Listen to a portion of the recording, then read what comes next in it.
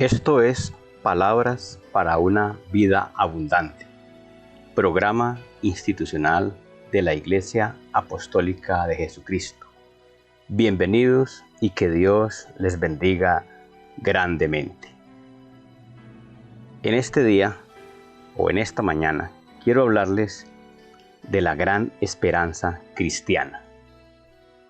La gran esperanza de los cristianos es un hecho de salvación que se sostiene porque las razones de Dios son nuestras razones. Vamos a ver varias cosas bien interesantes alrededor de esto. Lo primero es que vana es la esperanza que se elabora desde una visión mágica de la vida. Año nuevo, vida nueva. Estamos en tiempos de año nuevo y es normal que las personas elaboren este tipo de expectativas. El problema es que año nuevo, vida nueva, es la vana esperanza de muchas personas que elaboran sus expectativas desde una mirada mágica de la vida, como si el hecho fuera un asunto de agüeros, sortilegios, superstición o idolatría. Es normal que las personas en la época en que se aproxima el año nuevo pues tengan todo tipo de costumbres alrededor de eso. Uno puede observar que las personas tienen muchos agüeros y elaboran muchas cosas alrededor de eso y sobre todo con actitudes idolátricas, siempre con la esperanza de que el año nuevo va a traer una mejor vida, pero nunca fundamentada en cosas serias, en cosas sólidas, fundamentada en cosas que tengan algún sentido de valor espiritual, más bien en cosas que no tienen ningún valor en esa forma. Y entonces lo que se termina descubriendo es que ninguna de esas esperanzas es una cosa que tenga expectativas realmente válidas. Vamos a ver que en el libro de Isaías, en el capítulo 2, desde los versos 5 al 8, dice así la palabra de Dios. Venid, oh casa de Jacob, y caminaremos a la luz de Jehová. Ciertamente, tú has dejado tu pueblo, la casa de Jacob, porque están llenos de costumbres traídas del oriente, y de agoreros, como los filisteos, y pactan con hijos de extranjeros. Su tierra está llena de plata y oro. Sus tesoros no tienen fin. También está su tierra llena de caballos, y sus carros son innumerables. Además, su tierra está llena de ídolos, y se han arrodillado ante la obra de sus manos, y ante lo que fabricaron sus dedos. Está claro que eso no es algo que Dios apruebe, es algo que ofende la voluntad de Dios, porque nada de eso se hace alrededor de una vida íntegra. Todas esas cosas se hacen cuando la persona no tiene ninguna disposición de hacer las cosas a la luz de la voluntad de Dios, sino que vive como le parece, y a través de agüeros, a través de la idolatría, a través de la suerte, a través de ese tipo de costumbres, la gente tiene expectativas que espera que se le den. Pero claro está que no hay ningún respaldo de Dios a ese tipo de conductas, a ese tipo de costumbres, a ese tipo de comportamientos. Y por tanto, esas esperanzas nunca se cumplen. También podemos leer en el libro de Jeremías, capítulo 27, versículos 6 al 10. Dice así el texto. Y ahora yo he puesto todas estas tierras en mano de Nabucodonosor, rey de Babilonia, mi siervo, y aún las bestias del campo le he dado para que le sirvan. Es la visión profética de Jeremías alrededor de la voluntad de Dios, y es lo que está determinado por las condiciones del mundo en ese momento. La protección del pueblo de Dios estaría alrededor de su estadía en Babilonia, y cumpliendo los tiempos determinados por Dios, ellos tendrían unas condiciones diferentes. Dice que por disposición ese pueblo o ese rey de Babilonia, el profeta lo llama siervo de Dios. Dice en el versículo 7, y todas las naciones le servirán a él, a su hijo y al hijo de su hijo, es decir, el imperio babilónico, hasta que venga también el tiempo de su misma tierra, y la reduzcan a servidumbre muchas naciones y grandes reyes. Eso tiene un tiempo determinado. Y a la nación y el reino que no sirviere a Nabucodonosor, rey de Babilonia, y que no pusiere su cuello debajo del yugo del rey de Babilonia, castigaré a tal nación con espada y con hambre, y con pestilencia, dice Jehová, hasta que la acabe yo por su mano. Y vosotros no prestéis oído a vuestros profetas, ni a vuestros adivinos, ni a vuestros soñadores, ni a vuestros agoreros, ni a vuestros encantadores, que os hablan diciendo, no serviréis al rey de Babilonia. Porque ellos os profetizan mentira, para haceros alejar de vuestra tierra, y para que yo os arroje, y perezcáis. Está claro que lo de Dios ya está definido, que lo del Señor ya está determinado, y que lo que debe hacer el pueblo para tener una expectativa, para tener un futuro diferente, es aceptar los presupuestos divinos, que no hay forma de evitarlos. Ya las cosas están dadas, y escuchar a agoreros, escuchar a adivinos, escuchar voces que no se ajustan a la realidad, es desarrollar una vana esperanza, algo que no va a terminar bien para ellos. Así que entonces, ese tipo de expectativas siempre serán una esperanza vana.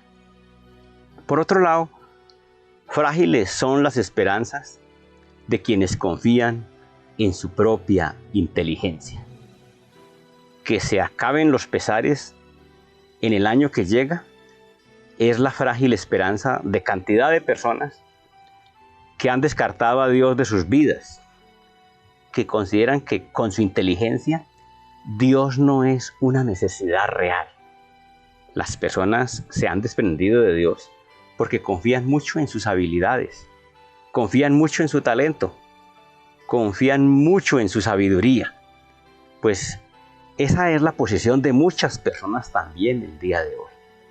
Y ellos en esta época cantan y están de acuerdo con ese tipo de alternativas. El año que viene se acaban los pesares, pero cuando esto no está fundamentado en Dios, sino en la sabiduría humana, no es presagio de ninguna cosa buena. Volviendo al libro de Isaías, Isaías 5, en el versículo 20, dice en el versículo 20 y en el versículo 21 dice: hay de los que a lo malo dicen bueno, y a lo bueno malo, que hacen de la luz tinieblas, y de las tinieblas luz, que ponen lo amargo por dulce, y lo dulce por amargo. Hay de los sabios en sus propios ojos, y de los que son prudentes delante de sí mismos. Es una perspectiva propia de la soberbia del ser humano. Un ser humano que ha descartado a Dios de sus vidas, y cuando Dios dice que algo es malo, el hombre en su sabiduría dice que es bueno. Y cuando se trata de las cosas buenas de Dios, el hombre en su sabiduría considera que son malas. Y a eso es que estamos asistiendo en el tiempo presente. Una sociedad que es muy inteligente, muy humanista, y ha descartado a Dios por completo de sus vidas. Por tanto, lo que hoy se pregona es que el hombre es suficiente, el hombre no necesita a Dios, y los resultados que estamos viendo son los de una sociedad cada vez con problemas más serios, que no nos llenan de expectativas positivas por todo ese tipo de manejos. En Isaías, también en el libro de Isaías, en el capítulo 28, nos encontramos con algunos aspectos muy importantes donde esa sabiduría humana es criticada por el profeta de una manera muy fuerte. Isaías 28, en el versículo 14, dice, vamos a leer desde el versículo 14 hasta el versículo 19. Dice, por tanto, varones burladores que gobernáis a este pueblo que está en Jerusalén, oíd la palabra de Jehová. Por cuanto habéis dicho, pacto tenemos hecho con la muerte, e hicimos convenio con el Seol. Cuando pase el turbión del azote, no llegará a nosotros, porque hemos puesto nuestro refugio en la mentira, y en la falsedad nos esconderemos. Es muy llamativo ese lenguaje sarcástico que utiliza el profeta para referirse a las alianzas que estaba haciendo el reino del norte con Egipto para librarse de la amenaza asiria. Ellos, en vez de ajustar su vida a la voluntad de Dios, en vez de valorar las razones de Dios, ellos consideran que Dios no es necesario y se apoyan en el poder humano, se apoyan en los egipcios. Y por eso, en este caso, el profeta les dice sarcásticamente, hemos hecho un convenio con el Seol. Tenemos pacto con la muerte, y la confianza y el refugio de ellos es la mentira, y en la falsedad se esconden. Y entonces viene el juicio de Dios, dice el verso 16. Por tanto, Jehová el Señor dice así, he aquí, yo he puesto en Sión por fundamento una piedra, piedra probada, angular, preciosa, de cimiento estable. El que creyere, no se apresure. Y ajustaré el juicio a cordel, y a nivel la justicia. Y granizo barrerá el refugio de la mentira, y aguas arrollarán el escondrijo. Y será anulado vuestro pacto con la muerte, y vuestro convenio con el Seol no será firme.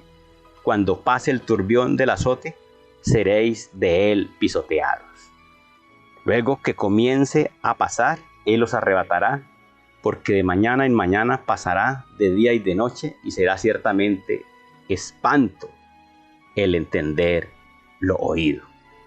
Palabras fuertes, palabras de juicio, que ponen en evidencia que Egipto nunca tendría cómo resistir el poderío de Asiria, y finalmente el reino del norte, confiando en el poder humano más que en las razones de Dios, termina perdiendo enormes posibilidades. Un reino que finalmente desapareció.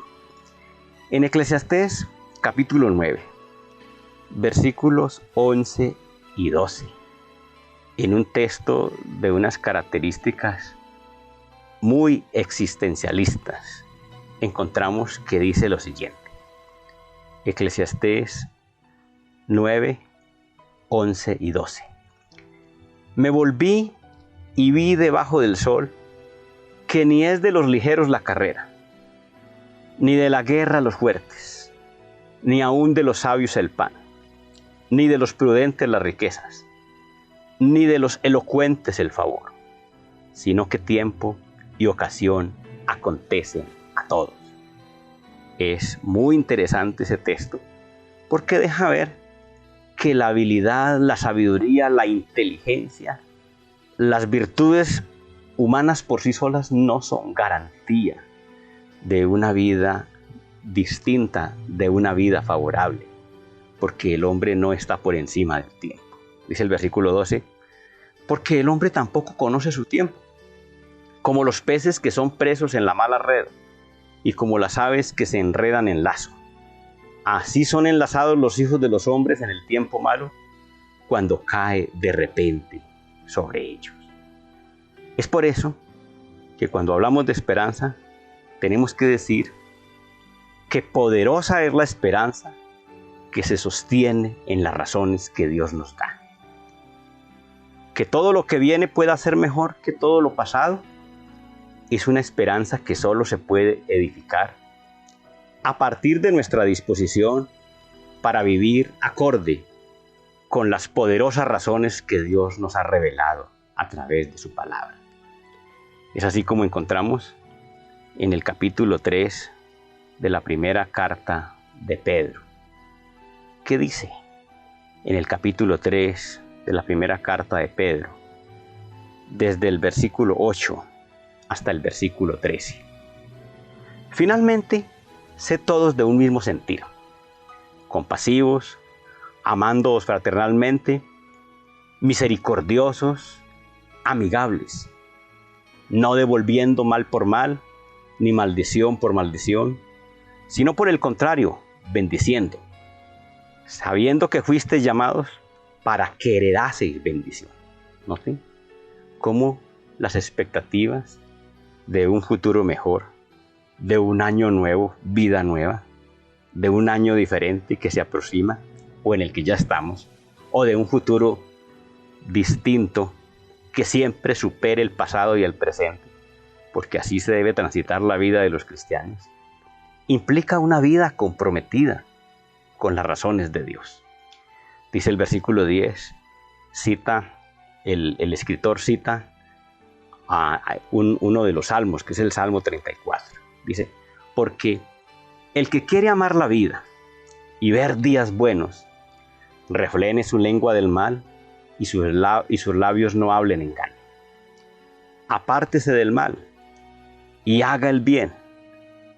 Busque la paz y sígala, porque los ojos del Señor están sobre los justos y sus oídos atentos a sus oraciones. Pero el rostro del Señor está contra aquellos que hacen el mal. ¿Y quién es aquel que os podrá hacer daño si vosotros seguís el bien? Es la esperanza de un futuro distinto, de un futuro que supere el pasado y que supere el presente de los cristianos. Es una esperanza que se construye de esa manera. Por eso tampoco puedo dejar de leer en el libro de los Hechos el capítulo 3. Dice el versículo 19. Esta es la versión Reina Valera del 95, dice 3:19.